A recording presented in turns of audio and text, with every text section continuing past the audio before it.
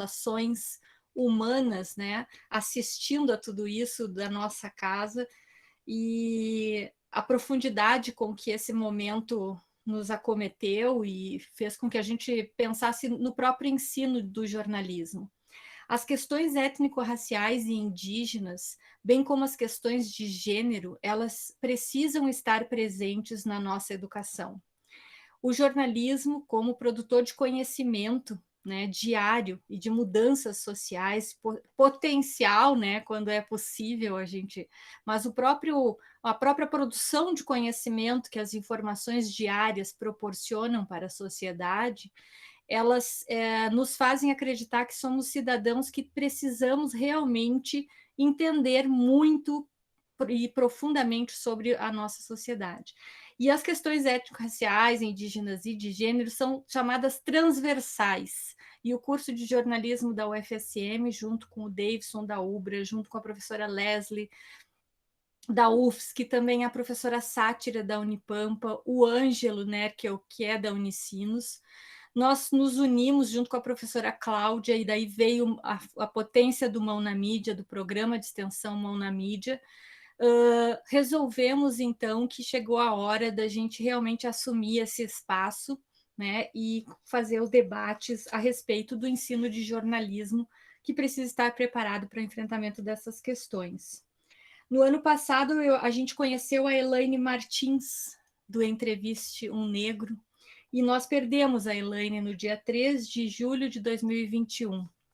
Então, esse evento de 2020, esse nosso evento desse ano, ele também é marcado por uma homenagem que a gente precisa prestar a essa pessoa, que realmente foi inspiradora para a gente questionar que tipo de pessoas nós estamos entrevistando, quais são as nossas fontes no jornalismo, né? E aí a gente conheceu a iniciativa Entreviste um Negro. Então, feita a homenagem à Elaine, eu queria que vocês então projetassem, né, a nossa programação. Vamos fazer o lançamento da programação de 2021. O evento vai acontecer 1, 2 e 3 de setembro, né, próximos. Vocês estarão provavelmente em férias, e aí a gente vai contar com vocês nesse período maravilhoso de descanso. E pensando muito justamente de como a gente vai aproveitar isso de forma integral, tendo uma programação diversa e, mas ao mesmo tempo, profundamente ligada às práticas jornalísticas, né? Então, o ciclo de debates por um jornalismo antirracista, ele vai acontecer, então, no canal do programa de extensão Mão na Mídia, no YouTube, e tem como tema de 2021 práticas jornalísticas nas plataformas sociodigitais. Pode passar, Cláudia.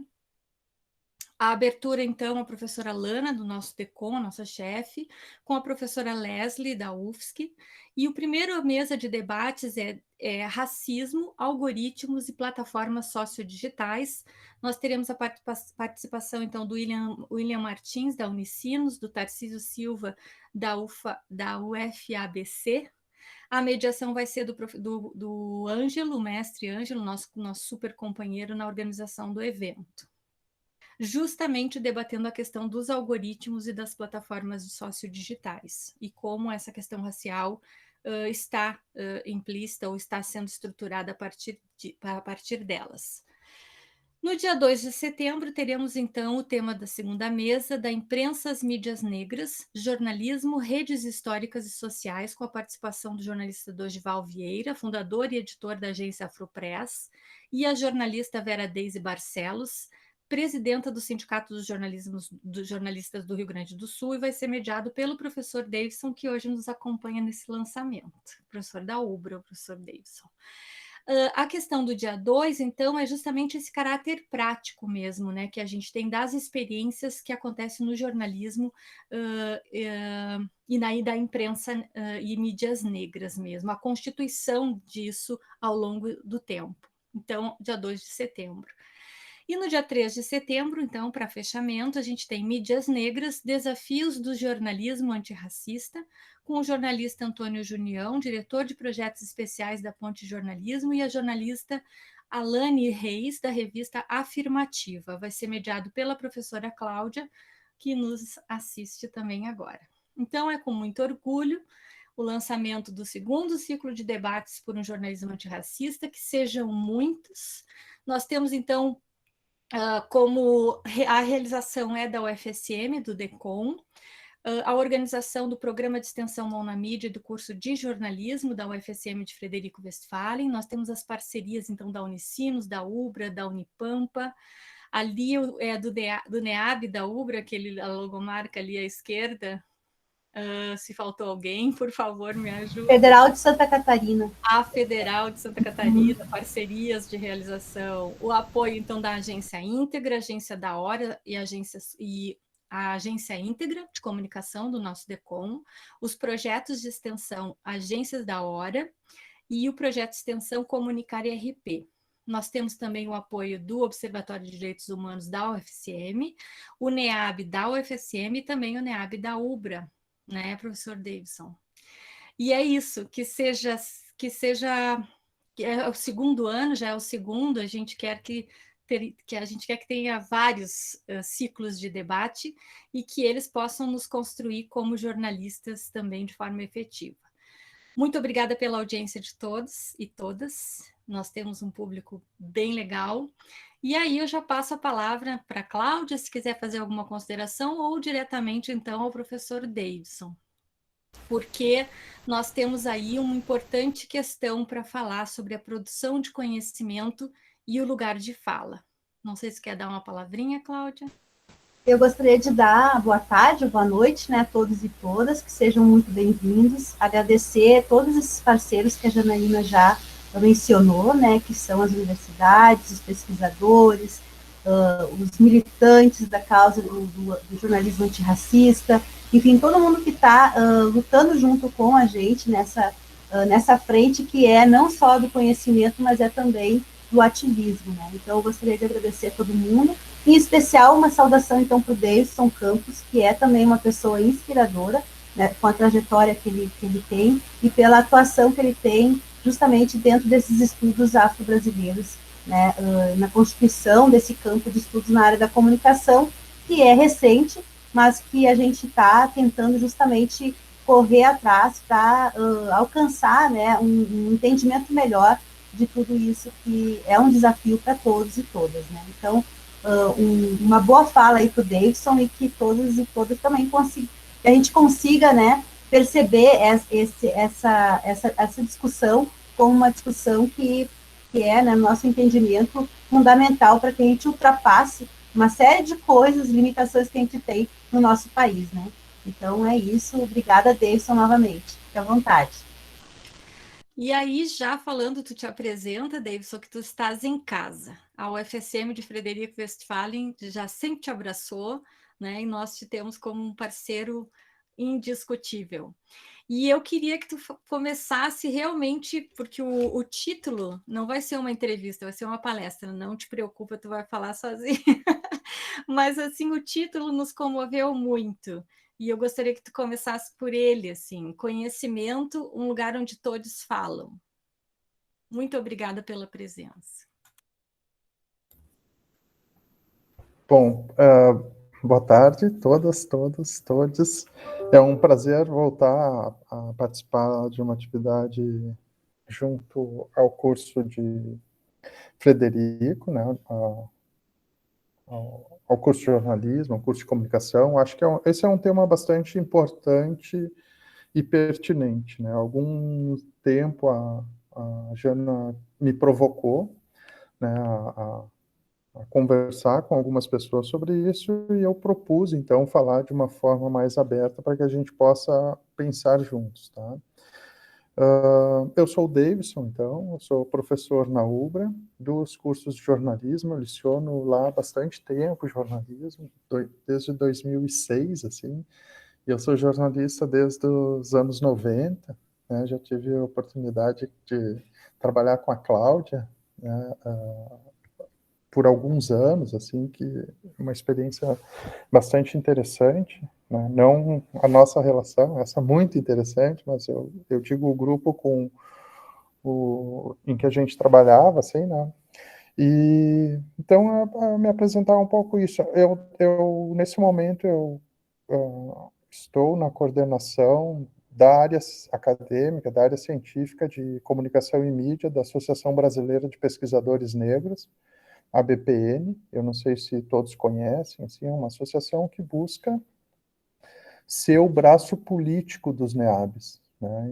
Em determinado momento, enquanto a gente vivia ainda uma democracia, se não plena, possível, né, nós conquistamos diferentes espaços importantes na área pública, né, a fim de tensionar políticas, claro, com o avanço desse governo autoritário, dessa tensão permanente quanto à questão racial.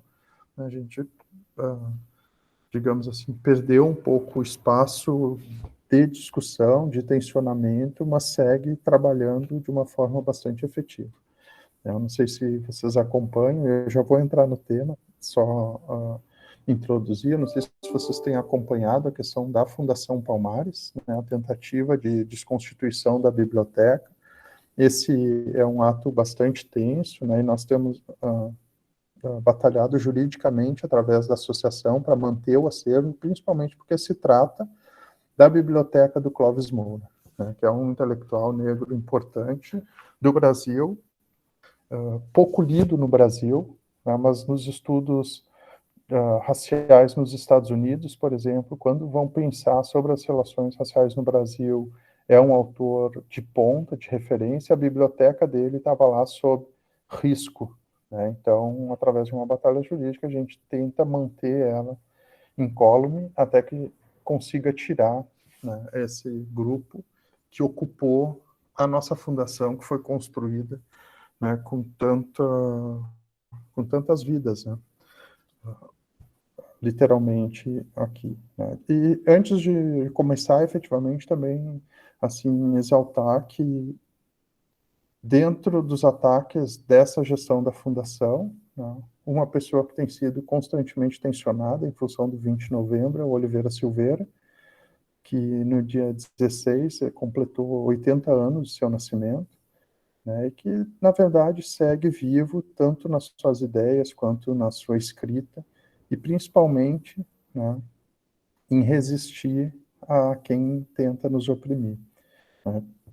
Particularmente, eu tive o prazer de trabalhar com ele durante alguns anos, né, e com certeza, assim, o lugar de onde ele construiu a obra e a militância dele é um lugar de encontro, né? Então, é sobre isso que eu vou falar, sobre a questão do encontro.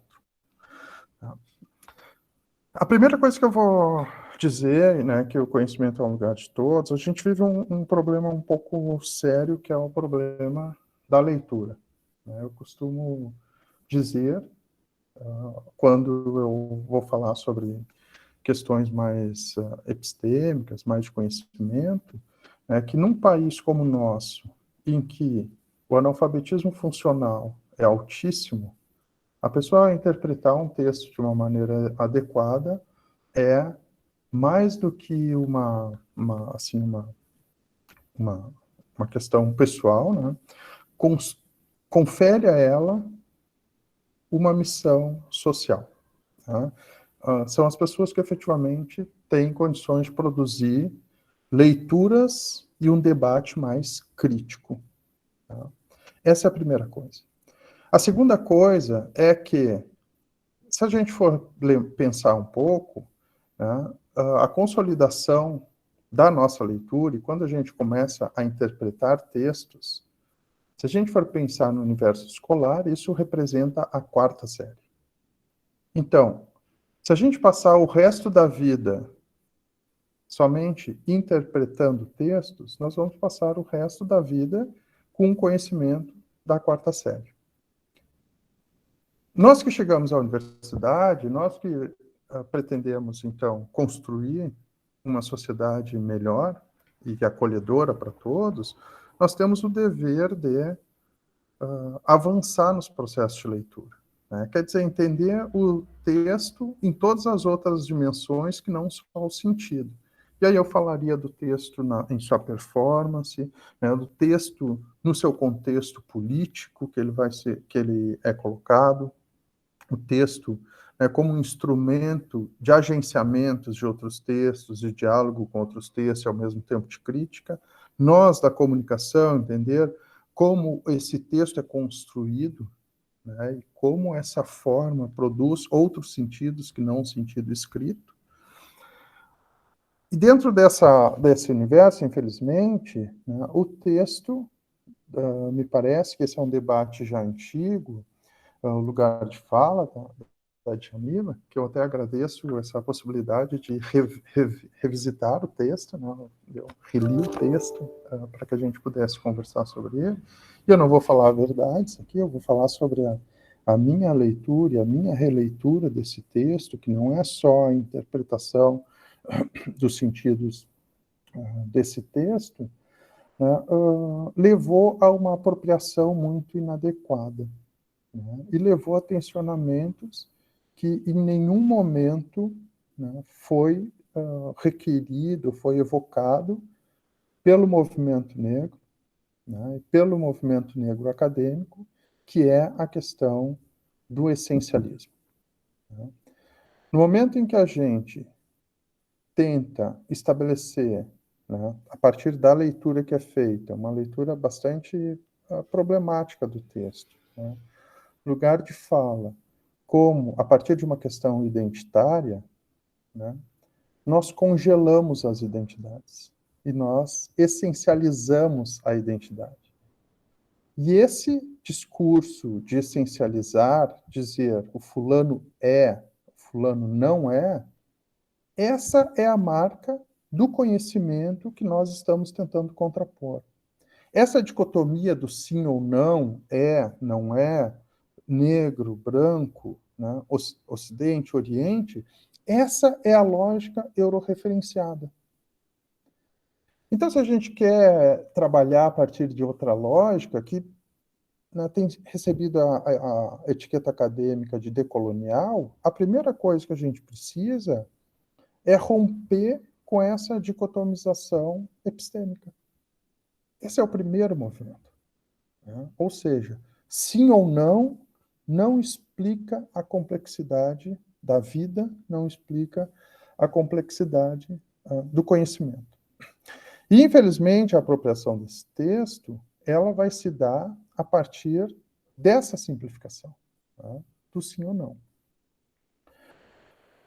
Eu vou entrar daqui um pouco diretamente no texto, mas antes disso, a questão de como introdução, eu gosto muito e cada vez mais eu tenho pensado a partir daquele texto, Discurso pela Negritude, do Aimé Césaire.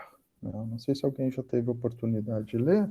É um texto que eu acho que não tem 10 páginas, é um discurso mesmo, é uma fala dele, proferida em 1987, eu acredito.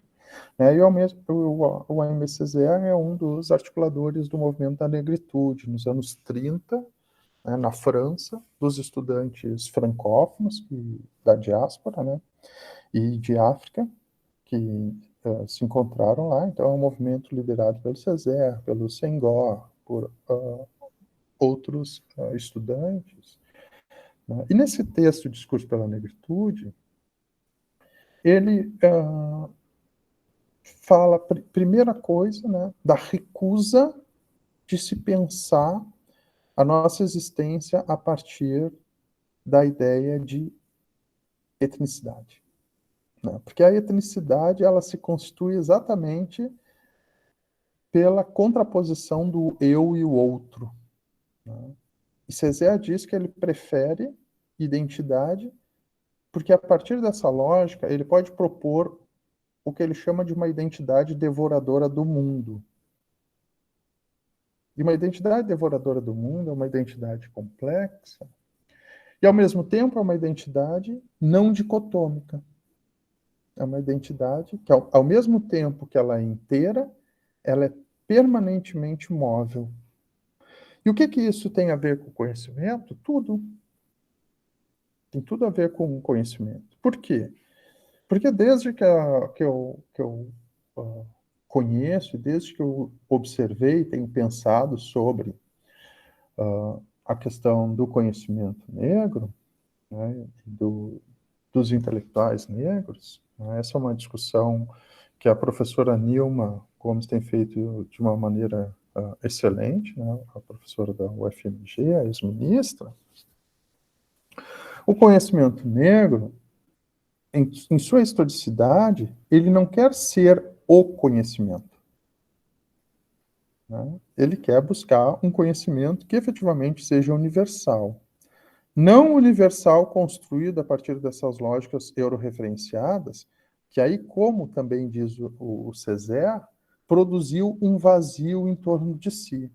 É como se existisse, em termos de conhecimento, a Europa, e em torno dela mais nada. Isso é o que tem sido chamado de epistemicídio. Né? É um mapa mundi do conhecimento em que a Europa e sua extensão os Estados Unidos aparecem, e o restante aparece como um vazio.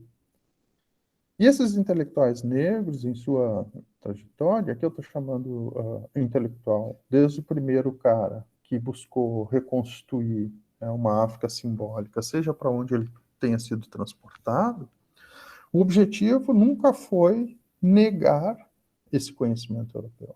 Pelo contrário, sempre foi, então, agregar, né, como elemento de validação todos os outros conhecimentos que foram negados e que foram, então, recusados. E com isso, né, a gente pode fazer um pequeno percurso.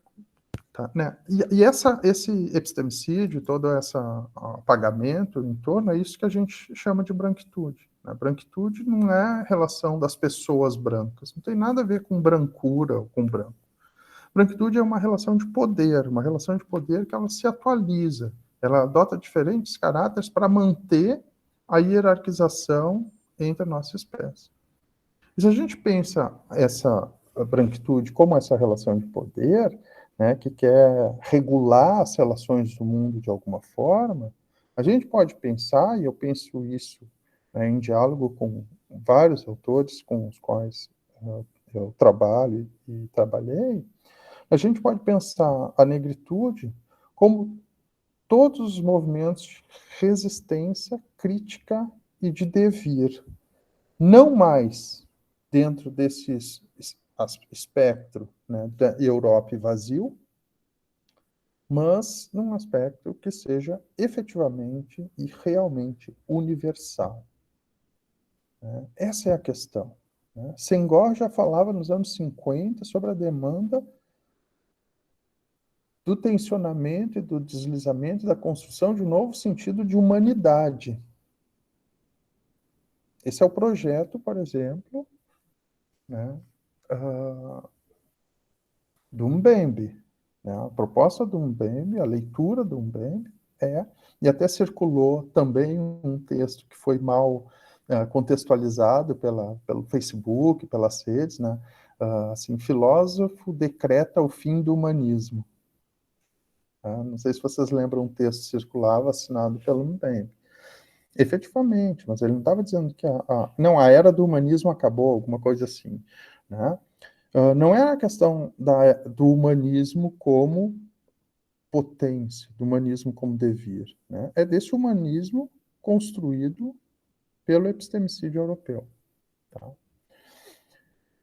E aí, dentro dessa lógica, a gente chega, então, vou tentar não falar muito, né, porque eu falo muito, para que a gente possa conversar, né, que a gente vive num contexto, né, em que essa branquitude, nesse momento, ela está novamente se atualizando, né, através de questões como o racismo genômico, né, tão bem trabalhado pelo Gilroy, pelo racismo algorítmico, né, então todas as outras formas de manter as relações exatamente como elas estão. Né.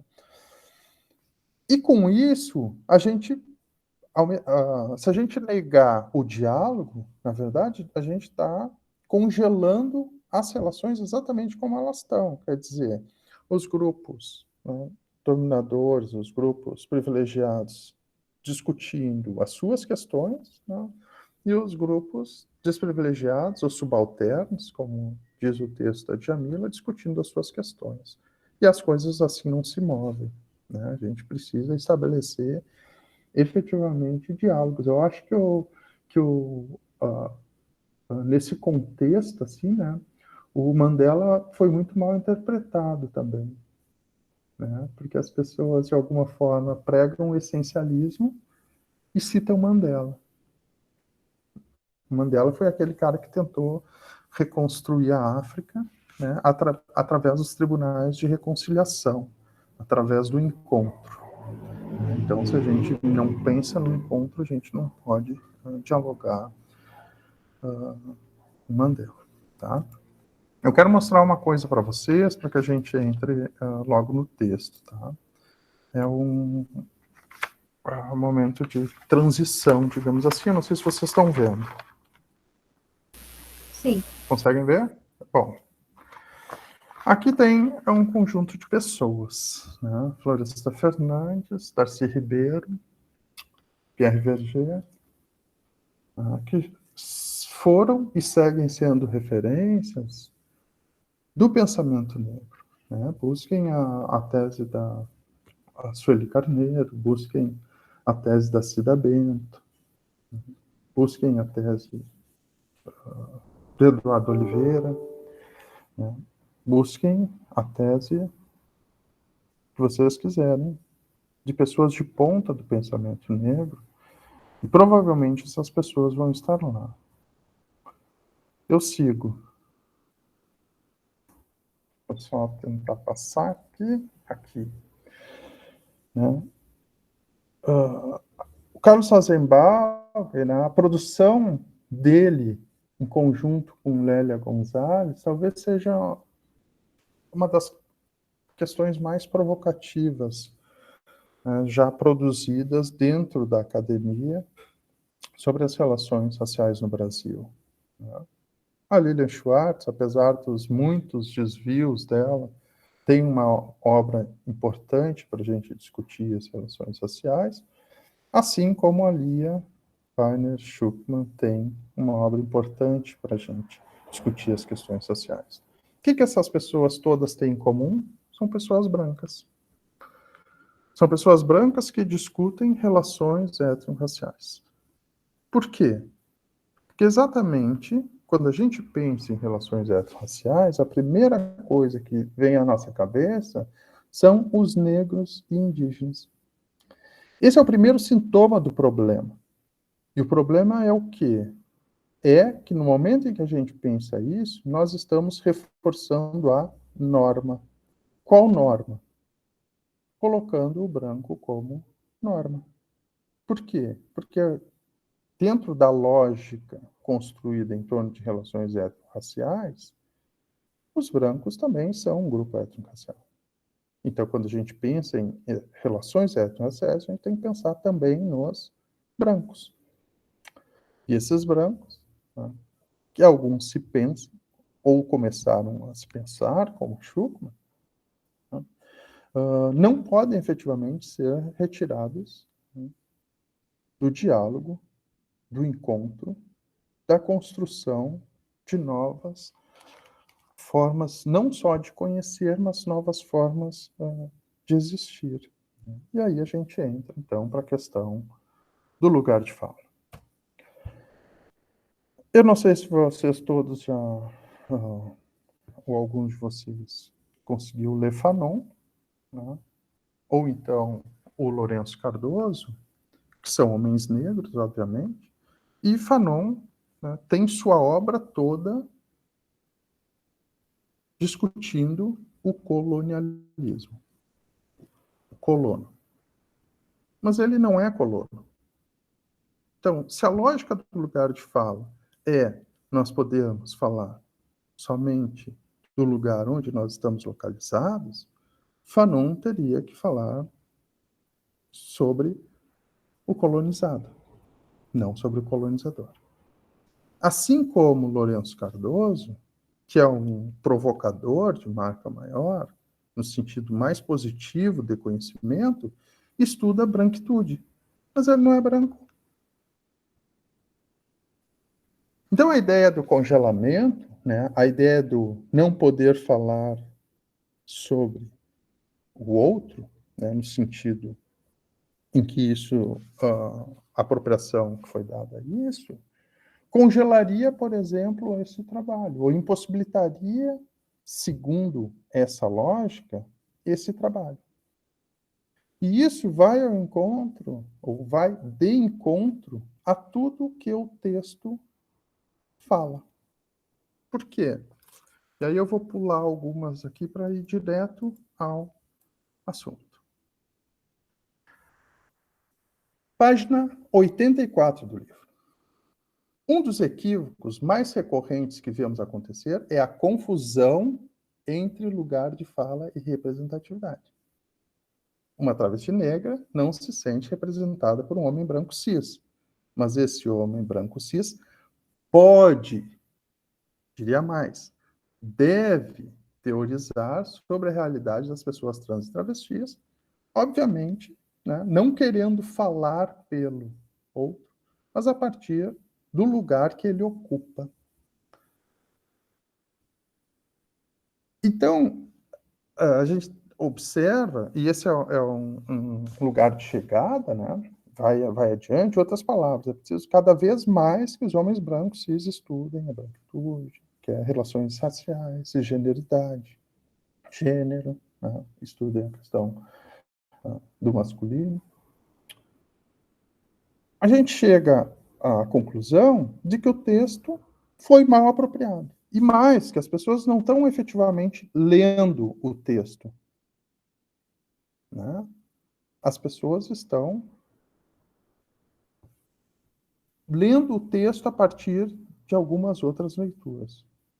Porque se tornou quase regra na sociedade as pessoas utilizarem lugar de fala para silenciar o outro. Né? E não no sentido epistêmico, né, que é, depois eu vou falar rapidamente sobre isso, que é de onde vem a expressão, e mais do que isso, né, vai contra o que prega o próprio texto. Por isso que eu comecei falando sobre leitura. A gente não pode passar um texto e buscar entender o sentido somente, porque os nossos sentidos são produzidos socialmente, culturalmente. E culturalmente a apropriação desse livro desse texto é inadequada. Tá? Então, lugar de fala não tem a ver nem com representatividade, nem com identidade. Tem a ver com cultura. E uma cultura é localizada no tempo e espaço. Não tem nada a ver com representatividade, com identidade. E mais, não tem nada a ver com relações pessoais. Tem a ver com relações epistêmicas. Tá? E aí eu peguei 3 trechos do texto para que a gente possa pensar a partir deles, para que a gente tente desconstruir essa leitura equivocada, essa apropriação equivocada do texto. Né? Em primeiro lugar, ali no início, na introdução, a Djamila, evoca, né, o problema que ela vai discutir no texto. Ela está dizendo, há a tentativa de deslegitimação da produção intelectual de mulheres negras e latinas ou que propõe a descolonização do pensamento. O propósito aqui não é impor uma epistemologia de verdade, mas contribuir para o debate, para o encontro, para a discussão e mostrar diferentes perspectivas. Então, ela não está construindo, né, um lugar de verdade. Pelo contrário, né, a ideia é pensar no texto, a partir dessa ideia de deslegitimação da produção intelectual de mulheres negras, latinas, ou propõe a descolonização do pensamento, né, construindo, e depois eu vou mostrar no próximo trecho, quando ela diz, lugares de fala. Porque se a gente pensar que as mulheres negras têm um lugar de fala, a gente está voltando a produzir o grande equívoco negado por todo e qualquer intelectual negro, né? Que é a ideia da identidade essencializada. Pode ser a Collins, pode ser a Bell Hooks, pode ser qualquer uma que vocês lerem, né? Qualquer um autor, né, que construiu esse pensamento negro, né, de negros e negras, que fugir dessa lógica essencializante é o que se quer, ou a gente vai construir guetos. E o objetivo não é construir guetos, o objetivo é ampliar o universal, né? Tornar o universal realmente universal. Então, se a gente não entende, né, que o livro vai se construir a partir dessa questão, ou seja, reafirmar o que seria desnecessário, mas necessário, né, o óbvio, de novo aqui, reafirmar, né, que as mulheres negras, que as mulheres latinas, que as mulheres brancas, que trabalham a partir da lógica da descolonização, né, possuem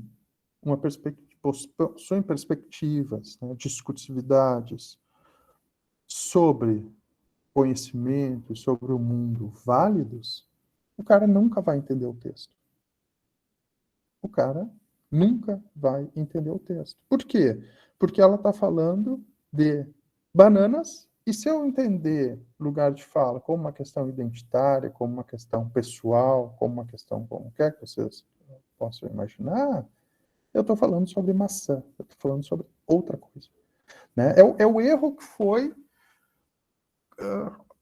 esse erro se assemelha muito ao erro que foi construído em torno do livro O Método do Descartes. Né? Por quê? Porque lá na introdução ele diz o seguinte: esse é o meu método. Né? E os caras ligados lá à razão pura, né? Século XVII, século XVIII, vão entender que esse é o método científico. Né? E aí a gente vai chegar, mesmo no período da razão esclarecida, ao chamado positivismo. Ou seja, só é possível se conhecer de uma maneira. É isso. E aqui ela diz assim, ó, gente, esse texto é para dizer que as mulheres produzem conhecimentos e discursos válidos. O objetivo fim do texto é esse. Né? Não é assim, o que as mulheres negras dizem, só elas podem dizer, ninguém mais pode pensar sobre isso. Obviamente que não, as outras pessoas não podem dizer o que elas dizem. E o que elas dizem não é uma coisa só. Né? Porque nós nos estabelecemos a partir da diferença. Mais do que identidade, né, o que nos move no mundo é a diferença. A gente busca identidade para fugir da diferença, mas na verdade nós somos diferença, nós não somos identidade. Então, essa leitura, né, de que só o grupo A pode falar sobre A, vai contra o que diz o texto, que é o próximo, né, o próximo trecho que eu gostaria de pensar com vocês. Né? Acredito que muitas pessoas ligadas a movimentos sociais, ela vai dizer na página 56, em discussões de redes sociais, já devem ter ouvido a seguinte frase: fique quieto, esse não é o seu lugar de fala. Ou já deve ter lido texto criticando a teoria sem base alguma, né, com o único intuito de criar polêmica vazia. E aí, na apropriação do texto, o que as pessoas fazem é exatamente o que ela está recusando. Né? O que as pessoas fazem é, fique quieto, esse não é o seu lugar de fala. Está dito. Né? Isso cria polêmica vazia. Mas as pessoas insistem em criar polêmica vazia, porque o inimigo é outro. O inimigo não é o que quer dialogar comigo. Né? O inimigo é outro. Tá? A gente pode chegar, eu posso falar para vocês que o inimigo é a branquitude. Que a branquitude é resultado, né, digamos assim, a branquitude é o que constrói o racismo estrutural, né? E a branquitude é o que sustenta o capitalismo. O capitalismo é também sintoma da branquitude, a doença é a branquitude. Os sintomas são o racismo, né, o capitalismo. E várias outras formas de opressão. Por quê? Porque essa ideia da branquitude como verdade não é uma coisa do nosso tempo, não é uma coisa da escravidão. Quando os caras começam a fazer as cruzadas lá, eles já estão tentando impor uma verdade. Quando os caras pintam Cristo de branco, eles estão construindo um discurso de verdade que vai se desdobrar de diferentes formas na nossa história. Esse é o inimigo. Então, cair na ingenuidade intelectual, né, do fique quieto, esse não é o seu lugar de fala, além de não ter entendido nada do texto, efetivamente, em última análise é isso, está indo contra tudo o que se tem tentado construir, que é efetivamente um mundo em que todos têm o direito de ser e todos têm o direito de existir. Aí vocês podem me dizer que isso é utopia, porque efetivamente segue o genocídio. Eu concordo com vocês. Mas a disputa efetivamente é por tentar criar esse outro mundo. E certamente a gente não consegue criar esse outro mundo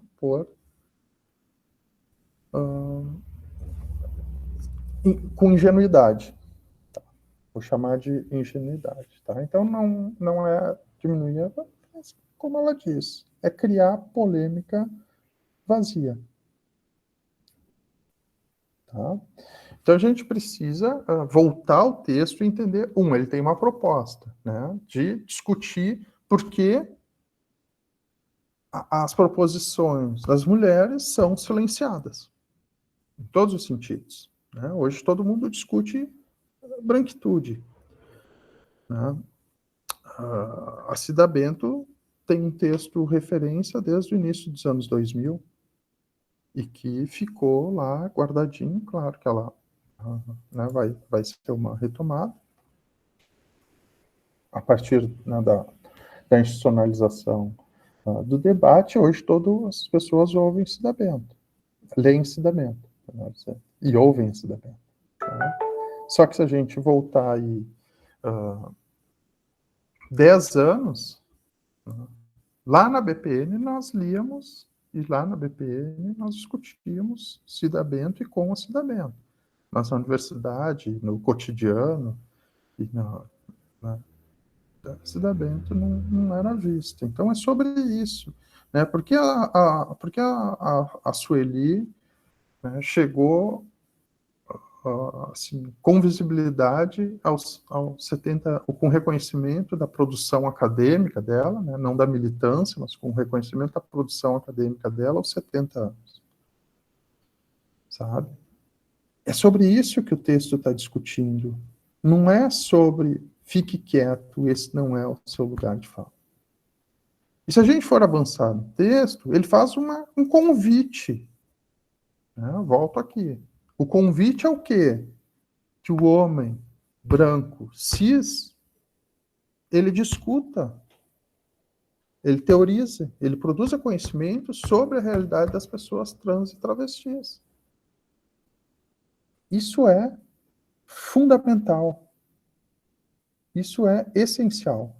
Entende? Porque esse é o lugar do encontro. É nesse lugar que a gente vai poder construir coisas novas. Né? Eu tive agora, só um parênteses, porque eu me lembrei disso, eu tive agora no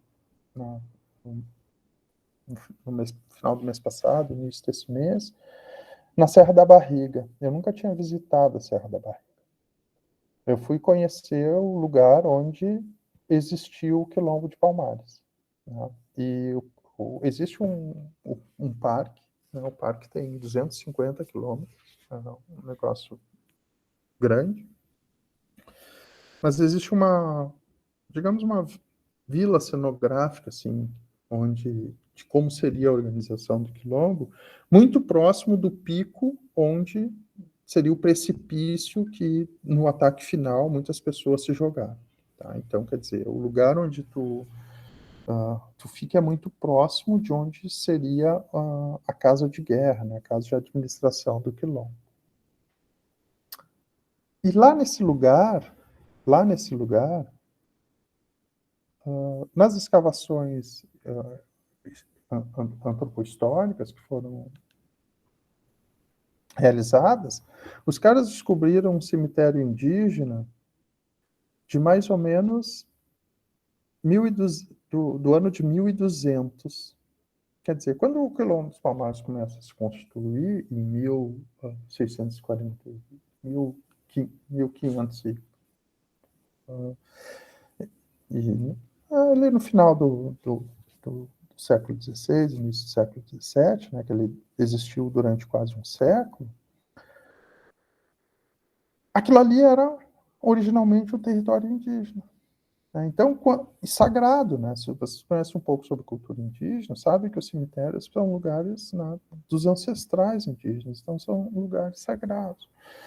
Então, quando o Aquatune, né, lidera aquela primeira rebelião e foge com 40, 50 escravizados, né, que vai dar origem ao Quilombo dos Palmares, né,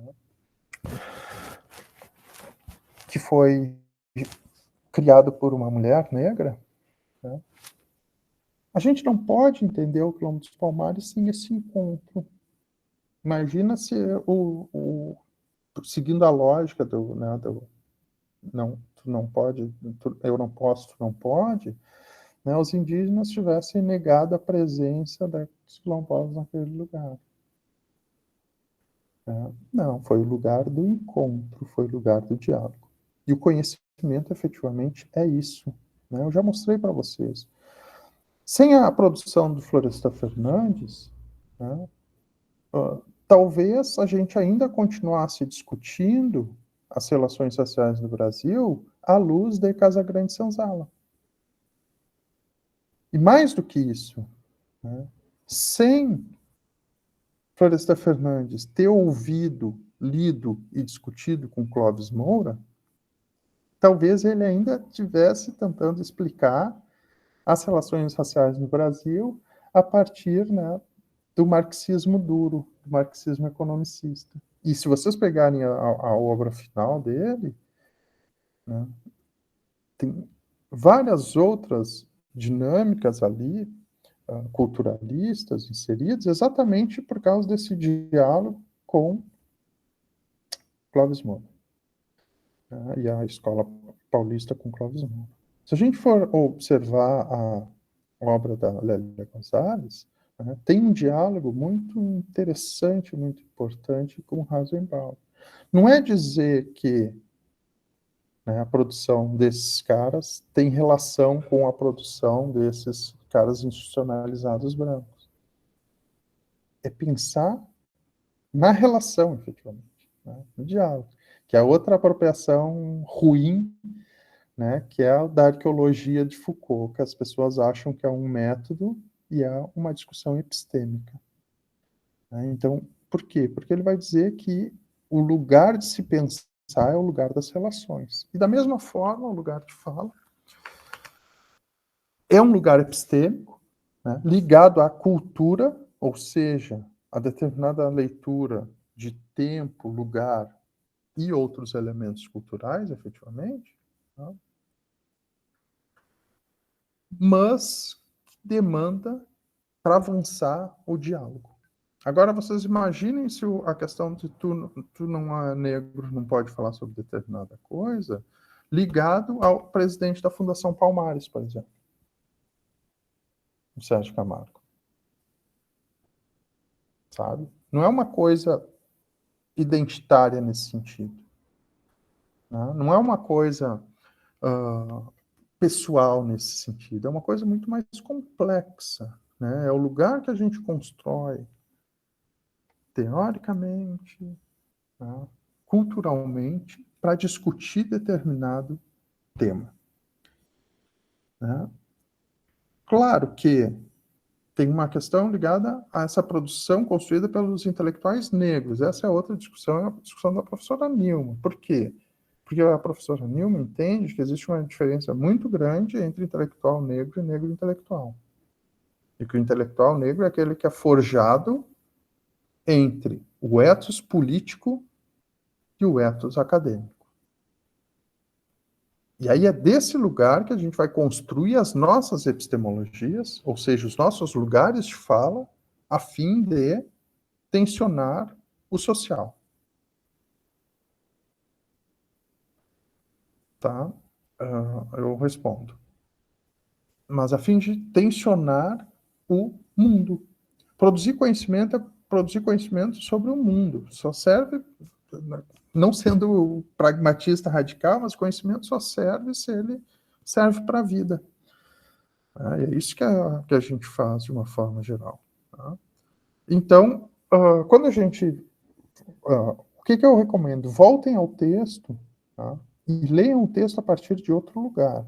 O lugar esse, que a Djamila está dizendo, esse é o meu lugar de fala. Não é o lugar de fala. A gente está cometendo, com essa leitura, né, com essa apropriação hegemônica, o problema central, então, de toda a produção de conhecimento, que é congelá-lo, que é essencializá-lo e mais, né? Que é simplificar o conhecimento. Eu não consigo discutir. Eu pesquiso relações raciais há, pelo menos, 20 anos, eu acho. Tá? Se considerar o meu trabalho de conclusão, dá mais tempo. Daí uns 25, 26 anos, né? Mas como pesquisador, assim, e como militante há mais tempo ainda, né? Como militante da questão negra. Né? E foi assim, e quando no encontro passado, eu fiz uma mesa com a Amanda, né? Então, não sei se alguém assistiu, a Amanda Yegley foi uma orientanda minha, Yegley, né, Yegley Tesh, o nome dela, né? Dá para ver que é um nome de pessoa branca, que quando o pessoal ia trabalhar comigo no NEAB, as pessoas não negras, eu tinha o costume de dizer assim, cara, ok, pode trabalhar comigo, mas vai te pensar, é a branquitude, pensa a branquitude, né? Ou seja, eu quase caí no erro, né, de estabelecer lugares essencializados para produzir conhecimento. E aí foi ela com a proposição, uma proposição, até alguma coisa que é o que ela pesquisa, né, de pensar como a branquitude afeta não só, né, os jornalistas de uma forma geral, mas como ela se esconde por trás das linhas editoriais dos veículos, que me esclareceu tudo sobre o campo jornalístico, né, de redação, de veículo de redação. Mesmo eu tendo atuado em redação durante muito tempo, eu tive em redação, acho que, sei lá, uns 20 anos também, mais ou menos de 93 a 2010, mais ou menos, em redação, por aí, mais até, era a chave que faltava, sabe? Então a gente está ali com pequenos deslocamentos para aprender com todo mundo. E no momento que a gente diz, né, esse não é teu lugar de fala, a gente muitas vezes pode estar deixando de aprender. Então, estejam abertos mais, né? Encarem efetivamente esses lugares. O que diz o livro? Que quando eu quero falar sobre um outro, vamos falar sobre o outro, que isso simplifica, mas a gente pode pensar até um lugar, eu tenho que entender o meu lugar em relação ao outro, né? Que é a discussão sobre privilégios, por exemplo. Né? Aí os caras dizem, não, eu não tenho privilégio, eu não escravizei ninguém, eu não sei o quê. Não é sobre isso que está falando. É sobre como essa relação de poder possibilita mais facilidades, né, para as pessoas brancas acessarem os lugares sociais de forma geral. Então, os lugares sociais que foram construídos para as pessoas brancas na nossa sociedade. Se eu partir desse lugar, e se eu entender esse lugar, eu posso discutir qualquer relação. Também a questão não é tornar o outro um objeto.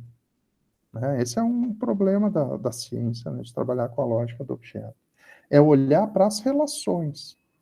Né? Como eu me coloco dentro desse processo das relações. E aí eu vou poder pensar, então, sobre as relações com esse outro, ou com esses outros grupos, os quais eu não pertenço, obviamente, tá? Mas que eu vou estar inserido, em diálogo. Já vou encaminhar esse encerramento, porque eu tenho dito, que eu falo muito mesmo, desculpe, tá? Eu tenho também uma coisa pensado sobre isso, tá? Que é sobre, por exemplo, eu não sei aí em Federico, na cidade de vocês, mas aqui em Porto Alegre existe um bairro chamado Restinga, que todo mundo já deve ter ouvido falar, porque é um bairro muito grande em Porto Alegre, 300 mil pessoas, e é um bairro dito predominantemente de pessoas negras. Ele é um bairro construído, claro, com pessoas retiradas dos antigos territórios negros. Mas como em todos os lugares aqui no Rio Grande do Sul, a população negra da Restinga, por incrível que pareça, é de 33%. E aqui eu estou falando de pretos e pardos, 33%. Né? Só que a cultura naquele bairro é essencialmente cultura negra. Então, tem pessoas ali, são pessoas brancas, né, que nascem e vivem dentro das culturas negras de uma maneira geral. Né? Seja da escola de samba, da religião, etc. Então, essas pessoas, por não serem pessoas negras, não podem falar da religião afro, por exemplo. Eu conheço muitas pessoas negras que não são da religião afro. Isso não é um problema. Como eu conheço muitas pessoas brancas que conhecem muito a religião afro. Nesse caso, quem pode falar sobre religião afro? Todos. Entende? Então a gente não pode cair na armadilha da essencialização. Na verdade, essa é uma estratégia do colonialismo desde sempre, dividir para conquistar. Se vocês não estiverem atentos a isso, vocês vão cair na armadilha de dividir para conquistar. A ABPN, a Associação Brasileira de Pesquisadores Negros, tem como sócio toda e qualquer pessoa que discuta relações étnico-raciais e que, dentro do possível, tenha uma perspectiva antirracista. Toda e qualquer pessoa, independente da origem dela. Claro, o estatuto vai dizer que o presidente da entidade sempre vai ser um pesquisador negro, porque ele foi fundado no primeiro encontro de pesquisadores negros do Brasil. Só que ela congrega muitos pesquisadores brancos. Efetivamente, porque a gente entende que a essencialização ela é prejudicial para todos, ela é congelante. Né? E a recusa do outro, esse é o papel do opressor, do colonizador, não o nosso papel. O nosso papel é o papel do diálogo. Então, convido vocês a voltarem ao texto e convido vocês ao diálogo. Não se furtem de falar coisas, entendendo ou reforçando, né, aquilo que o texto nega. E o que é o texto nega? É exatamente o fique quieto, esse não é o seu lugar de fala. Tá bom? Eu vou parar de falar para que a gente possa conversar, para que dê tempo de falar sobre algumas perguntas, mas a mensagem que fica é essa. Não se furtem e não sejam opressores. Né? A ideia não é virar a chave, né? Sair do lugar do oprimido e se tornar um opressor, né, do outro diferente. O nosso lugar é o lugar do diálogo, porque, volto a dizer, o nosso inimigo está em outro lugar, não está entre nós que tentamos construir um mundo que efetivamente seja um mundo de humanismo, um mundo em que todos, efetivamente todos, estejam inseridos dentro desse discurso de universal, porque efetivamente esse discurso é bastante restrito e é ligado hoje, né, para garantir as elites, a um grupo que a gente sabe qual é, né? E os privilégios, então, se estendem a todos que se parecem com esse grupo. Tá? Não sei se foi suficiente, mas a provocação é que o livro precisa ser lido a partir desses outros lugares. Parei. Eu ver que tem agradeço. perguntas. Cláudia, tu vai mediar, minha querida? Eu não sei, a gente não combinou. Eu achei A gente não combinou, Primeiro queria já registrasse então a presença da Prof. Ilza, né, a professora Ilza Girardi. A gente, na medida do possível, colocou alguns nomes e referências aqui, a Messizer, também a Bell Hooks, aí a gente colocou aí alguns nomes, né? E a Michele lembrou do E Eu Não Sou Uma Mulher também, que é uma leitura essencial da Bell Hooks. E a Eliade falou, né? O inimigo pode ser o pensamento binário que, ao tentar simplificar para facilitar a compreensão, segundo alegam, elimina a complexidade e, assim, a diversidade, povos, gêneros, etc. Descartes materializou essa forma precária, limitada de ver/sentir o mundo. A Eliade fez esse comentário. Não sei se era uma pergunta, Eliade, mas... Não, é isso, sabe? Mas vou te dizer que talvez Descartes tenha sido vítima também dos leitores dele, sabe? Eu cada vez mais não estou defendendo o cara, o pensamento cartesiano não é isso, né? Mas me parece que quem diz que esse é o método não é ele. Né? Então é a mesma coisa. Quem diz que fica quieto não é teu lugar de fala não é Djamila. Não é Djamila. São os leitores. Com os dois, inclusive. Exatamente. Tá? E tem uma pergunta ali da Michele. Sabe, Michele, eu duas coisas. Primeiro, dizer que eu, pessoalmente, estou processando, né, o Sérgio Camargo e a gestão da Fundação Palmares pela apropriação indevida de um texto meu. Tá? Mas, assim, eu trabalhei muito tempo com o Carlos Moore. Eu não sei se alguém já ouviu falar no Carlos Moore. Ele é um cara muito importante na diáspora negra. Por quê? Porque ele é um cara que participou da Revolução Cubana, teve que sair fugido de Cuba. Depois disso, ele viajou para a França, ele tem 2 doutorados. Ele viveu com Malcolm X na França. E depois ele saiu da França, foi para a Nigéria, e ele viveu em Calacuta com o Fela Kuti. Né? Ele é o cara que escreveu a biografia do Fela Kuti. Tem até um documentário agora. E não por isso, por essas vivências dele, mas pela produção dele. Ele é um cara que tem 2 doutorados. Ele tem uma produção muito profícua sobre racismo e relações raciais no mundo. Né? Um cara muito crítico sobre racismo e marxismo, etc. E um dia eu estava comentando com ele, porque ele morava em Salvador, dizendo assim, a primeira vez que eu estive em Salvador, eu fiquei muito mal mesmo. Porque eu fui buscar em Salvador, né, a matriz da cultura afro-brasileira e encontrei em Salvador resquícios da cultura escravista. E isso me deprimiu muito, porque eu acho que as pessoas são muito subservientes. Ele me disse, Davidson, nunca responsabilize a vítima pela sua condição. As pessoas de Salvador, elas não são submissas, elas são oprimidas.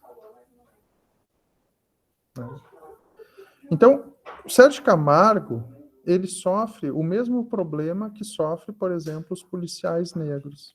Você já deve ter ouvido falar que os policiais negros são mais violentos com os jovens negros, muitas vezes, do que os policiais brancos. Por quê?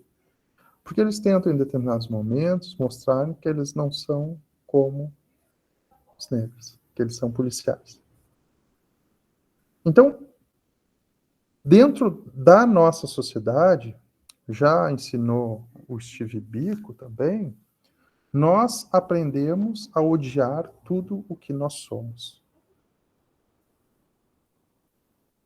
Em todos os momentos.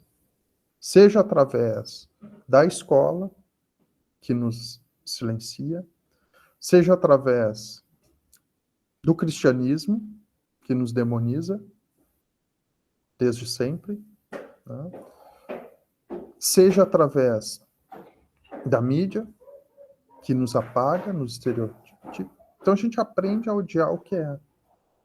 É preciso, aí a Neuza Borges, quem já leu, né? É preciso tornar-se negro.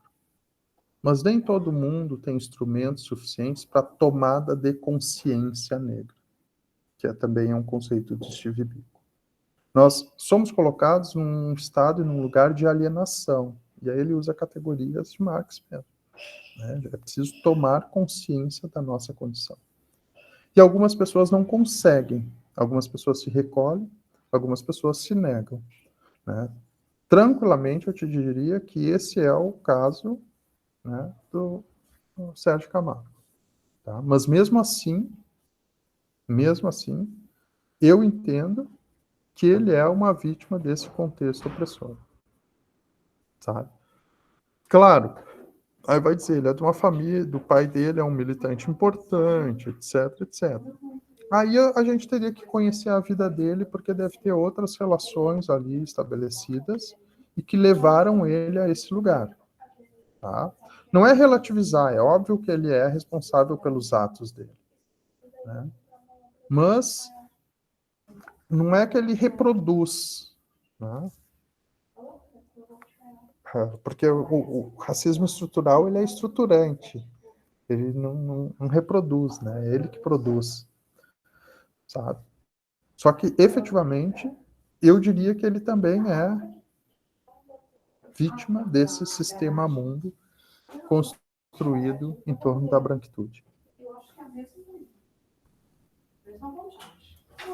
Muito bem. Alguma aqui depois... Ah, tá, eu já li da Eliege, né?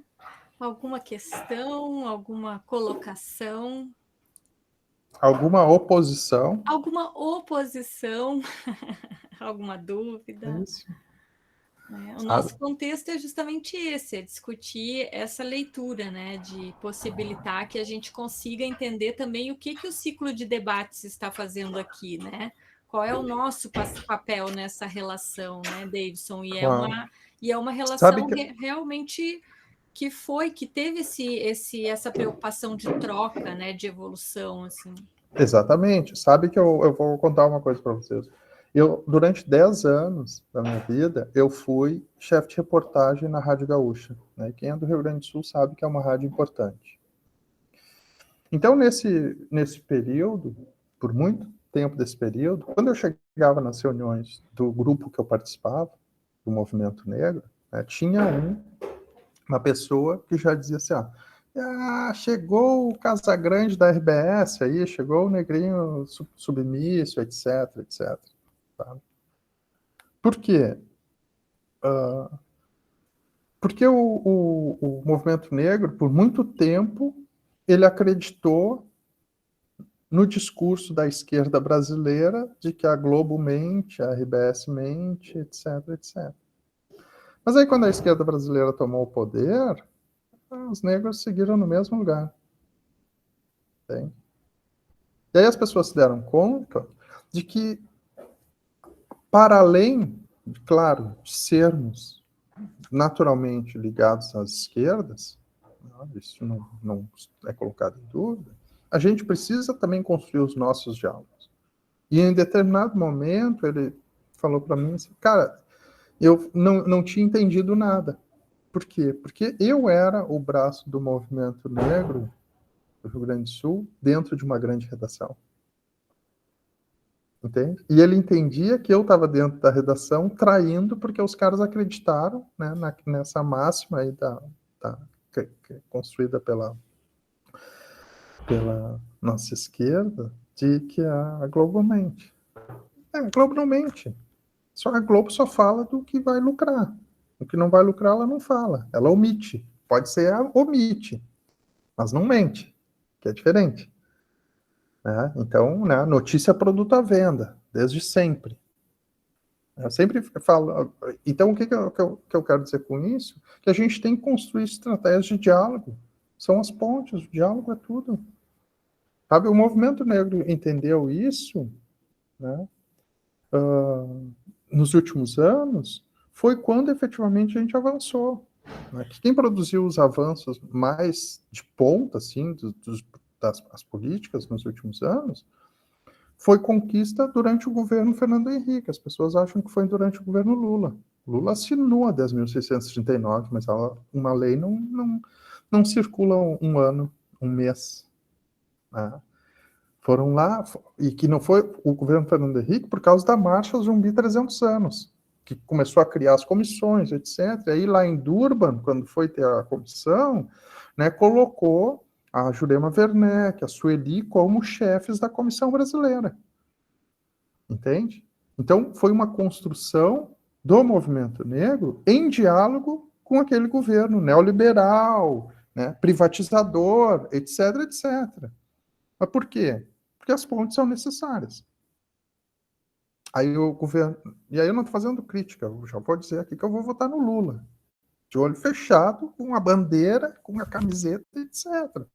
Tá? Só que o governo do PT foi o que criou a lei de cotas para ser revisado em 10 anos.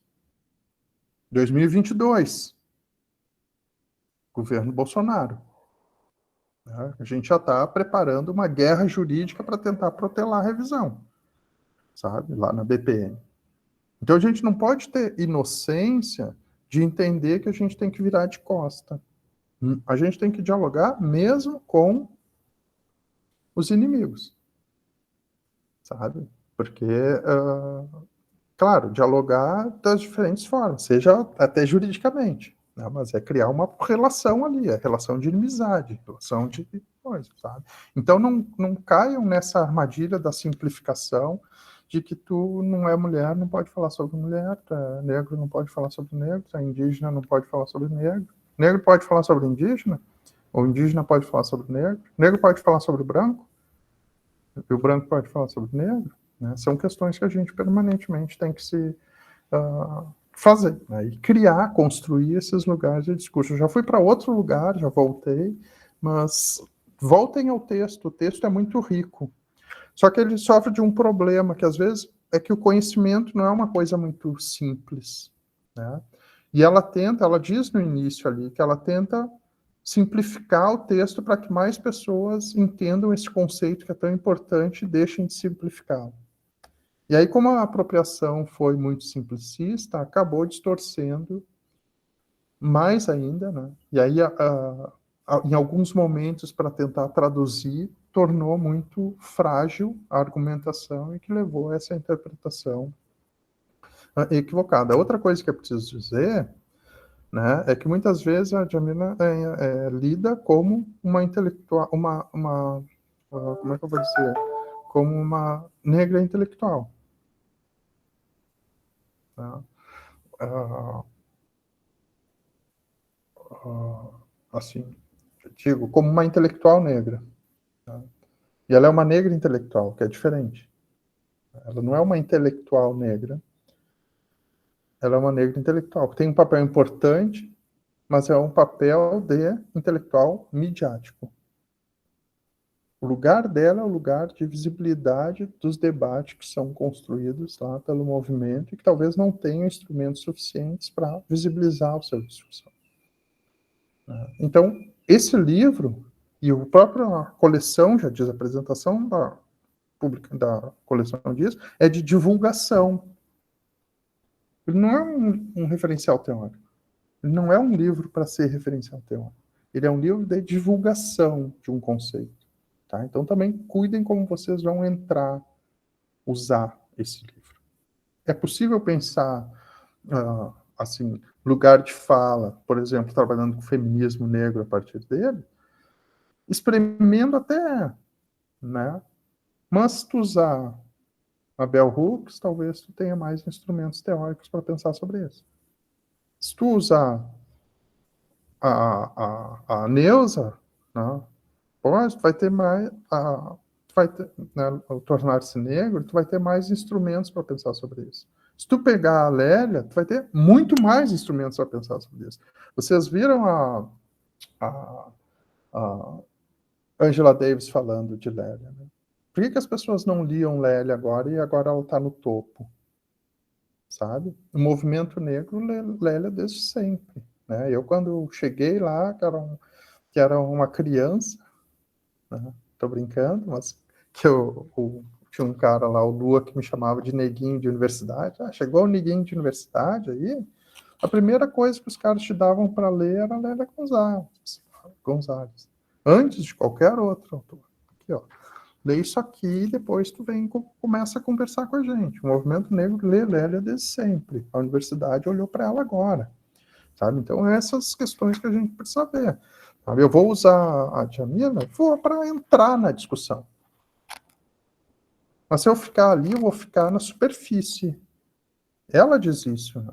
Ela usa as outras autoras de referência. Então, se eu quiser efetivamente entrar na discussão, bom, eu preciso aprofundar meu conhecimento. E aí eu vou ver em quem aquele cara que me interessou está lendo. Porque senão eu vou ler de rebarba, assim, de ouvir dizer. E aí leva a algumas distorções como desse conceito. Já falei muito de novo. Mas tem mais alguma questão aí? Tem sim, a gente está vendo aqui, vamos ver.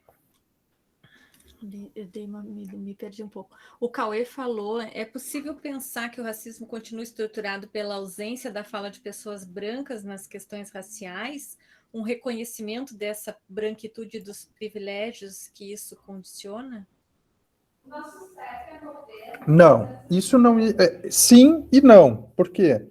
O racismo não é isso. O racismo é resultado de uma relação de poder. O que a gente precisa é desconstruir a relação de poder. O Fanon, ele é tão importante no nosso tempo porque ele diz: a gente precisa criar, né, um novo modelo material e simbólico, né, uma nova ordem material e simbólica para a sociedade. Enquanto a nossa sociedade for com esse sistema capital mercantilista, esquece. O racismo é pressuposto. Lá os caras já falaram de diversas formas. O Malcolm X já dizia: não existe capitalismo sem racismo. Não existe mesmo.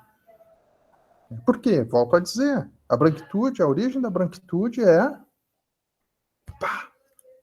pintar o Cristo de branco, sabe?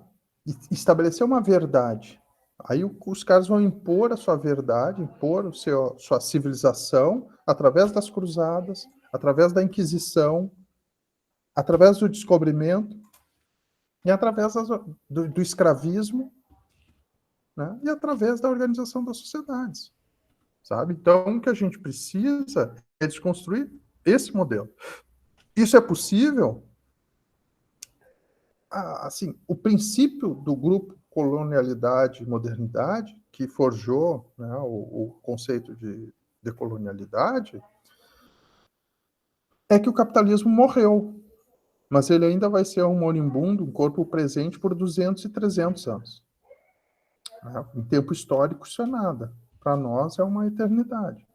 Então, o que os caras propõem? Que a gente precisa discutir um modelo de sociedade alternativa a partir de agora, para que a gente consiga impor, né, a esse modelo que existe hoje, que inventa e reinventa, se reinventa, né, nesse novo modelo que vai surgir. Tá? É difícil, porque o capitalismo já está na sua 10ª fase. Hoje em dia é capitalismo financeiro. O capitalismo financeiro não demanda mais de produção nem de consumidor. Por quê? Porque é dinheiro que faz dinheiro, então eu não preciso investir em produção e não preciso ter de quem compre. O capitalismo de ponta não precisa de gente. Entende? Então, é sobre isso que a gente precisa discutir. Né? E como superar, então, esse modelo. Sabe? Claro, tem paliativos? Tem, nas relações pessoais, nas relações sociais, etc, etc. Mas lá no fundo do negócio, sempre vai precisar, né, essa hierarquização que produziu a lei 8/2, né? Em todas as pesquisas, sendo elas positivas ou negativas, é 8/2. Né? Nas positivas, 8 brancos para cada 2 negros, e na negativa, então, 8 negros para cada 2 brancos, isso pensando no Brasil, né? Se a gente for pensar na população individual, coisa. Então, é importante que as pessoas atuem no antirracismo, é determinante. Por quê? Porque tu melhora as condições de vida.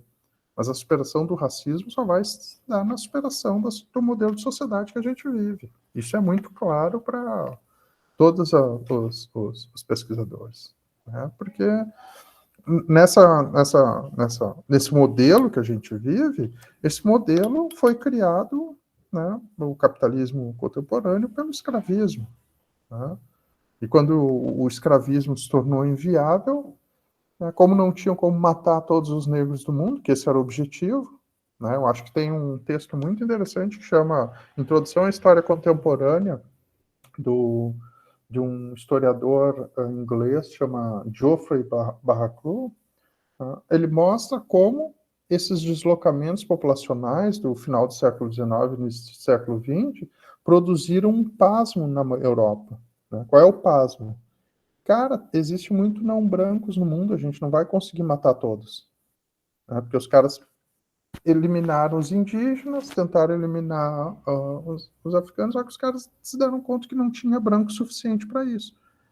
Né? E os caras vão criar todas as legislações de opressão, né? Seja o apartheid, seja Jim Crow, seja a criação das polícias militares no Brasil. A polícia militar no Brasil surgiu, substituindo a Guarda Civil, exatamente para controlar a ideologia, o mito do perigo negro. É por isso que a polícia continua matando os negros. A polícia militar no Brasil foi criada para matar os negros. Entende? Então a gente vê nesse giro, né, as políticas lá no Japão, de reclusão, na Índia, né, de eliminação, como a Inglaterra não conseguiu controlar, o que o cara fez? Dividiu lá, criou a Índia e o Paquistão, eles que se matem, a gente fica assistindo.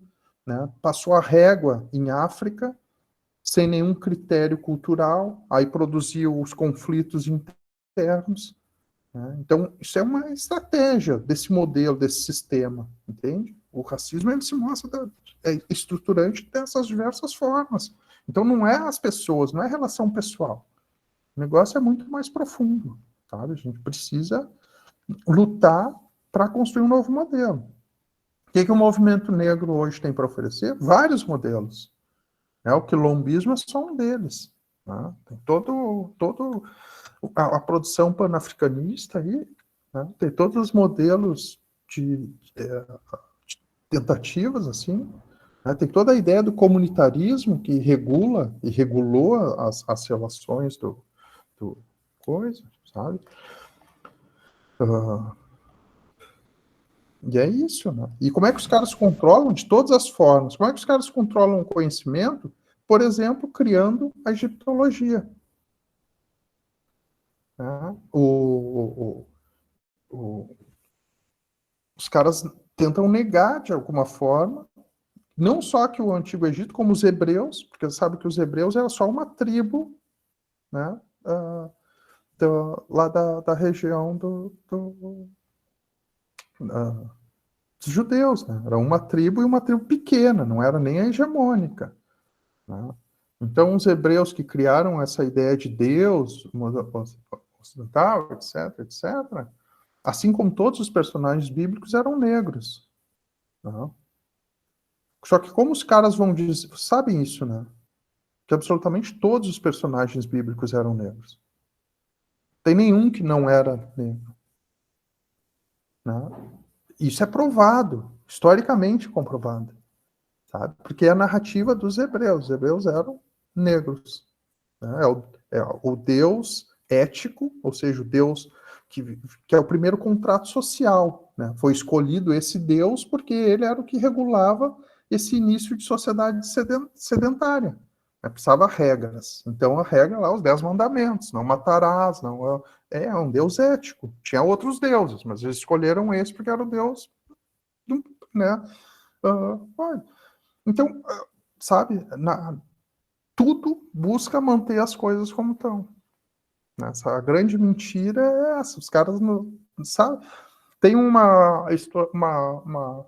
historiadora, antropóloga do Ghana, né, que ela diz que muito do antissemitismo, né, do ódio criado contra os judeus, né, claro, tem aquela origem lá no Império Romano, mas que no contemporâneo se deve muito a que depois das políticas socialistas ali, né, os arianos se entendendo como puros, descobriram que foram enganados, porque eles assumiram um Deus, né, que seria o Deus dos arianos, mas era uma religião negra. Né? Então, ela tem um livro chamado Grande Farsa, ou Grande Mentira, uma coisa assim, onde ela discute isso, que muito do ódio que os arianos têm contra os judeus é por ter sido enganados, sabe? Então, tudo isso mantém as relações como estão. Já falei demais, já viajei muito, sabe? Então, mas não é... Esqueçam as relações pessoais. As relações pessoais, claro, nos chocam, mas não é isso, né? E não é nem as relações institucionais. Claro que a gente precisa tensionar para que elas mudem. A gente precisa mudar o que estrutura. Né? E o que estrutura hoje é a branquitude. Muito bem, professor. Falou demais, mas a gente gosta. É importante, é importante te escutar, Deilson. Realmente, todas as questões, o teu conhecimento é meio enciclopédico, né? Então, a gente vai viajando junto contigo. E assim, a gente está num horário já para terminar a atividade hoje, né? E a gente tem 2 comentários aqui, e aí talvez tu poderia encaminhar teu comentário final a partir desses 2 comentários, né? Um da Michele, que fala da questão do tokenismo, né? Que se seria uma ferramenta da branquitude para justificar um antirracismo, pseudo-antirracismo. E a Eliege Fante comenta sobre a questão da democratização da comunicação, no sentido que as grandes empresas e conglomerados, elas atuam também a partir dessa matriz da branquitude e acabam isolando, né, todo esse debate, né? E, de certa forma, ela fala também que as próprias empresas, ali citando o Globo e outras, né, também lutaram contra o nosso diploma e são os grandes responsáveis também pelo nosso salário muito baixo, quer dizer, elas influenciam uma série de coisas, então, talvez já até encaminhando os debates que vão ser realizados no segundo ciclo, que são sobre as práticas, né, jornalísticas, e essa forma de resistência que vem a partir da imprensa negra. Obrigada. Tá. Eu vou começar com uma fuga. Perdi vocês, vou começar com uma fuga das questões, tá? A fuga, assim, ó, foi até a Jana que comentou ali. A coisa mais vergonhosa no Brasil é existir a Lei 10.639. Entende? Por quê? Porque tu tem que obrigar uma sociedade a falar sobre si. Entende? Por quê? Porque o que a gente vê assim, na escola, de uma forma geral, é mito, no sentido barthiano mesmo, sabe? É uma conotação que tomou áreas de denotação. Né? Então, quando precisa ter uma lei para obrigar a falar sobre si mesmo, isso é uma maior vergonha que existe. Sabe? É uma lei importante, mas ela é vergonhosa para a sociedade brasileira. Sabe? Eu acho que isso precisa ser pensado. Tá? Sobre a questão do tokenismo, eu nunca pensei sobre isso muito. Eu até vi que tem assim bastante discussão, né? sobre essa questão. E talvez sim, sabe? Eu acho que de uma forma geral, saindo um pouco, tem uma distorção aí, que é a discussão sobre racismo estrutural, que é se tornar justificativa.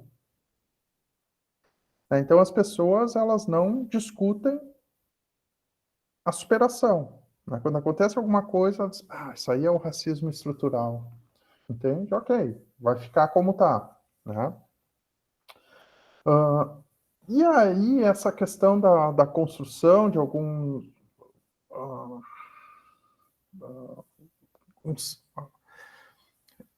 porque aí a gente cai um pouco nisso, né? Tu fica no antirracismo simbólico e não entra na ação efetivamente, sabe? Então,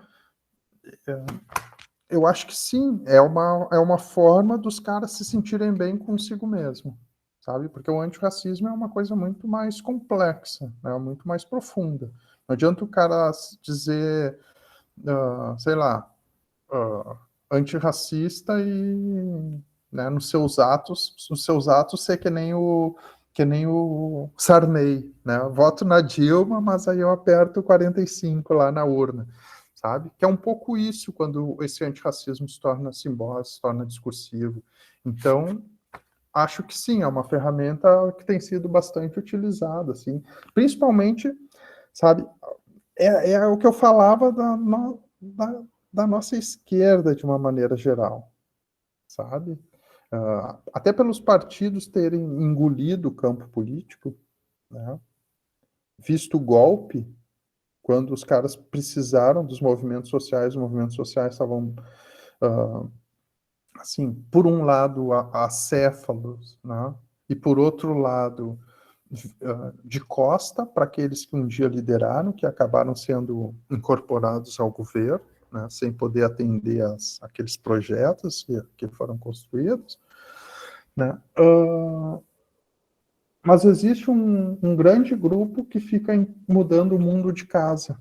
Eu acho que nessa questão o antirracismo tem bastante disso, que cai efetivamente um pouco na questão do tokenismo. Acho que sim, é uma justificativa que tem sido bastante usada e eu vejo isso em diferentes momentos e diferentes formas. Tá? E das grandes empresas eu esqueci. As grandes empresas estão morrendo. Né? O nosso campo está em transformação. Nosso campo não está em crise. Quem está em crise são as empresas. Tá? O nosso campo está em transformação. Né? Por quê?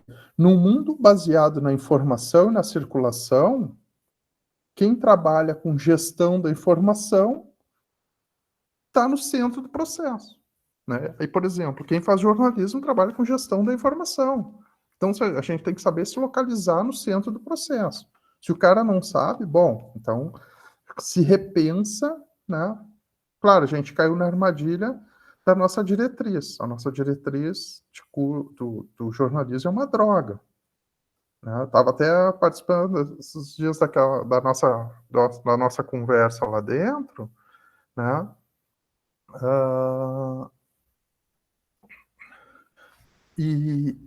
Da nossa conversa, a gente falou sobre isso. Né? Já ouvi comentários que o pessoal, inclusive, se arrependeu do que fez, porque as nossas diretrizes buscam formar jornalistas para redação, né? E para assessorias de imprensa tradicionais, coisa que não existe mais.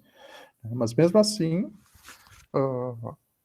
né, as grandes empresas elas continuam cumprindo a função, né, da mídia de uma maneira geral, que é ser um aparelho ideológico do Estado. Né?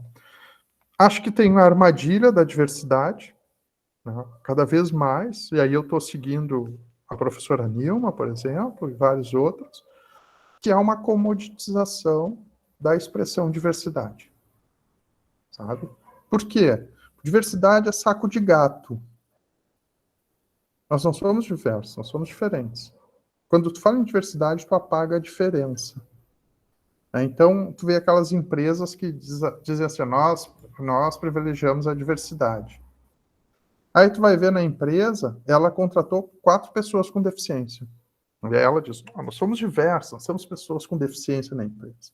Só que aí tu vai olhar a legislação obriga a empresa com certo número de funcionários ter certo número de funcionários com deficiência. Não tem diversidade nenhuma, o cara está cumprindo a lei. Algumas mulheres, alguns negros. Sabem que as lojas do Zafari, Bourbon, cada loja que eles abrem, em Porto Alegre, pelo menos, eu não sei como é que é no Rio Grande do Sul e fora do Rio Grande do Sul, eles têm que assinar um termo de compromisso com o Ministério Público do Trabalho, porque o Zafre não colocava pessoas negras nos caixas no atendimento, né, só nos depósitos. Então, cada loja que eles abrem aqui em Porto Alegre, eles têm que ir no Ministério Público do Trabalho e assinar um termo de compromisso. Só que no final do ano eles nos fazem chorar, sabe? Então, sabe, a questão das mulheres, né? Os caras empregam mulheres, mas aí tu vai olhar a gestão sabe, é o Ministério do Bolsonaro, sabe? Para não dizer que não falei de flores, é uma mulher lá perdida no meio de muitos homens. Então, a diversidade ela foi comoditizada. Né? Fujam disso. A discussão é em torno da diferença. Tá? As empresas, as grandes empresas, elas vivem, né, num outro mundo. Eu vou dizer que a Globo é mais ousada do que as outras empresas. Né? Porque quando tu olha a Globo, tu vê negro. A Globo criou um casal 20 negro. Né? O Lázaro e a Thaís hoje são o casal número 1 da TV brasileira. Entende? Estratégia. Né? E tu vê repórteres velhos, tu vê repórter careca, tu vê repórter gordo, feio, tu vê tudo que é tipo de repórter. A Globo é saca, mas é negócio. Se tu olha para a Globo, tu vê uma diversidade. Só que tu não vê a diferença representada efetivamente. Entende? Então, diversidade é discurso. E a questão da branquitude, ela é mais profunda ainda. Ela é mais profunda. Ela, por exemplo, a própria ideia da distorção involuntária, lá que fala o Mauro Wolff, né, faz com que a cobertura sobre o assassinato de jovens negros na televisão seja feita como episódica. Parece que cada dia é um, cada caso é um, etc. Os caras não olham para o problema. Né? Então, quando dá casos de racismo ou alguma questão negra, quem os caras chamam? Lilian Schwartz. É assim, né? Os caras, entende? É assim que opera a branquitude. Não é que os caras pensam, chama alguém branco. Não. É mais estruturante que isso, é mais abaixo que isso. Sabe? É a questão da credibilidade. Aí é a questão que está discutindo a Djamila ali, né? Porque a mulher negra não tem a mesma credibilidade. Sabe? É isso que ela está falando, né? A mulher negra também tem um lugar de fala. Tá? O texto dela é sobre mulher negra, efetivamente, construir um lugar, né, sobre apontar esse lugar. Então, sabe, eu sou um cara pessimista, mas ao mesmo assim eu não desisto. Né? Eu sou um pessimista utópico, se existe isso, eu estou construindo isso, sabe? Mas as grandes empresas, assim, as lógicas permanecem, mas as grandes empresas tendem a desaparecer, sabe?